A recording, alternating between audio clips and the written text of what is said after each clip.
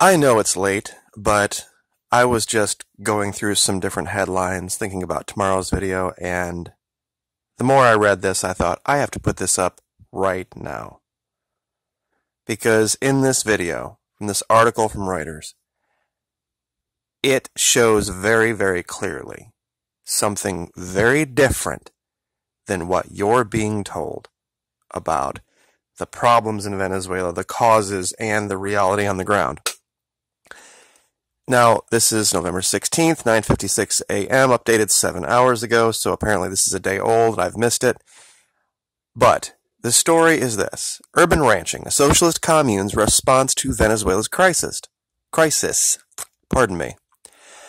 A socialist commune has drawn the ire of its neighbors in a wealthy area of Caracas with an unusual response to the hyperinflation and food shortages afflicting Venezuela, turning its backyard into an urban cattle pasture. The leader of the Apacuana commune, devotees of socialist president Nicolas Maduro, drove 6 hours to purchase 11 992-pound cows. They set them to graze behind their 2,000 square meter home, 21,000 square foot home. That's a big home. Donated by the state-owned telecommunications company 2 years ago. The government began transferring billions of dollars to a network of more than 70,000 such community groups under the administration of late President Hugo Chavez. Now, stop the tape. This is what big corporatist America media-run business doesn't want you to get any kind of an inkling of can be successful. This is the idea of people taking charge of sustainable farming, sustainable agriculture, providing for themselves and no longer looking to the big corporations to fix all of your problems. Leaders of the commune, who also grow fruits and vegetables, say the arrangement is simply a way to get cheaper meat. They do not graze the cattle for long and have already slaughtered several inside the home. With Venezuela's oil-reliant economy in a fifth year of recession and inflation nearing 1,000,000%, securing staple goods is a daily struggle for many. Now, that 1,000,000% is a result of the U.S. dollar versus the old bolivar, which isn't even part of the currency anymore, so don't be fooled by those headlines. Just 40% of families can afford beef, and nearly two-thirds of the population reported losing weight last year on average. Western economists and the domestic opposition blame Maduro's heavy-handed policies and economic mismanagement for the crisis. Of course, you see, this is what they do. This is the PSYOP game. They tell you something that they can show you pictures of, and then they give you the reason why, and then you automatically assume that's the truth. When they show you the pictures and tell you the lie, you, because it's an emotional type of story, will either believe it all 100% or you'll not believe any of it 100%. The idea of saying, okay, yes, there's problems. Is it the whole country? No. And is this the reason? No. Would mean that you would have to believe some of it, but not some other parts of it. However, the government and its supporters attribute Venezuela's struggles to U.S. sanctions and hoarding by businesses trying to undermine socialism. Now, isn't that the goal of sanctions? To cause harm, to cause pain, to cause shortages? Isn't that the goal in Iran? Nobody is even making the debate in Iran. Nobody is saying, oh gosh, if Iran wasn't socialist, it wouldn't have fallen under all these hard times and have all its shortages. Because Iran is suffering the same problem that Venezuela is. But you see, they don't have the socialist scapegoat there, like they do here. This experience shows the resolve of the people to push back against the economic war, said commune leader Sulamar Pedrozar, as 2 cow heads boiled in a pot over a wooden fire, and a group cleaned out a cow stomach for a soup. Yummy.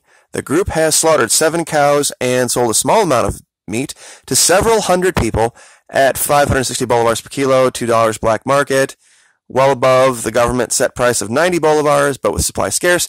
Many butchers in Caracas sell beef for more than 10 times that amount, or more than half a monthly salary at the official minimum wage. Here's another big fat lie coming out of the United States.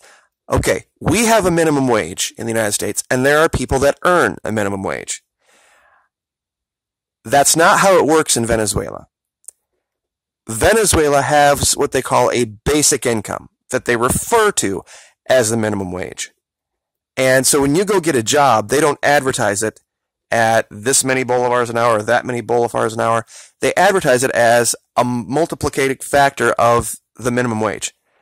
Like, for example, a cashier might make 5 minimum wages. An engineer might make 50 minimum wages or basic incomes. It's just a factoring process. Nobody pays 1 minimum wage down there. Here in America, a lot of people get minimum wage. Not there. This is the thing about that when they talk about this really low minimum wage, where a minimum wage in Venezuela would only buy you, 3 Kleenexes and a stick of gum. It's not how they do things down there. But they're just taking advantage of your ignorance. In 2016, Maduro, and by ignorance, that doesn't mean you're stupid. That just means you don't know. In 2016, Maduro launched a great agro-Venezuelan mission to encourage city dwellers to grow fruits, vegetables, and herbs in their backyards, noting that he and his wife, speaking of Nicolas Maduro, harvested pumpkins on their patio earlier this year. A government minister said people should breed and eat rabbits, arguing they're not just cute pets. And, of course, we had the whole thing with the late-night TV show guy that made a big deal about that. Could you imagine our leader harvesting anything? Can you imagine any of our past leaders harvesting anything, except for maybe Bush? I do. I actually did think I saw George Bush 43, doing something with agriculture at some point in the past. I probably shouldn't have even gone down that road, but point being, this is something the government down there is worried about. And they have pumped a bunch of money out of the government into these communes. And of course, like anywhere else, there are people that disagree. On Thursday evening, several dozen neighbors of the commune gathered to protest the ranch next door, complaining about the foul smell, flies, and health risks. It's the first time in my life I've seen cattle being raised in a house. A resident of the neighborhood. You see stuff like that in the country, never in a city. But the point is this. Most preppers in our country have thought about, how can I get ready in case things would fall apart, or when things fall apart in this country? And how many times is the answer sustainable farming?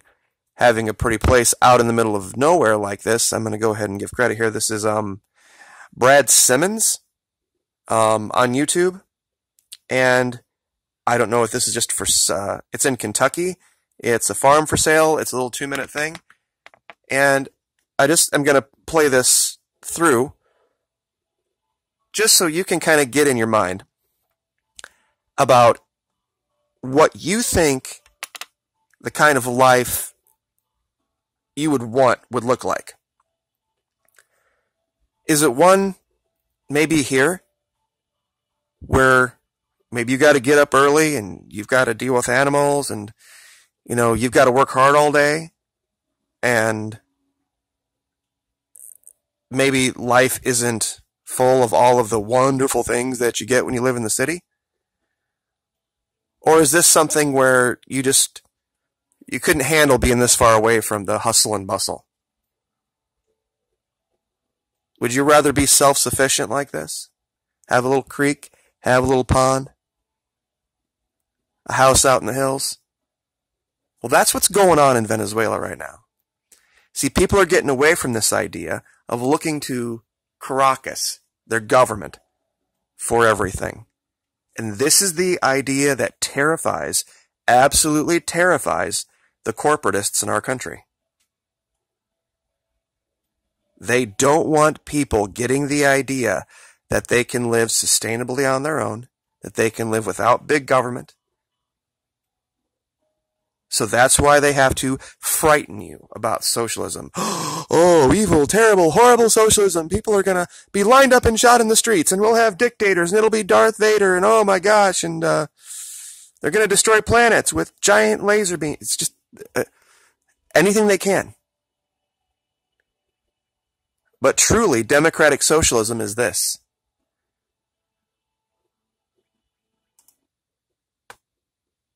This is what they don't want you to know.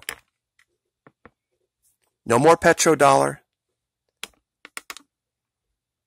No more heavy-handed government ruling every little detail of your life. Just basically the way man has lived for 99.99995% of history. They're going back to that down there. And people are working together. And they are trading with their neighbors. And they are governing their regions down there with local governments. That's what they call democratic socialism. It's not dictatorial fascism, where one guy in one random little pseudo-state out on the East Coast gets on the TV and tells everybody what they should think and what they should believe and how they should act.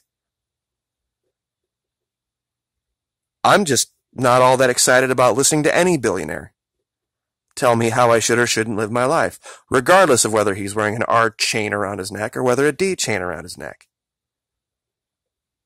Do you ever notice they don't have political parties down there?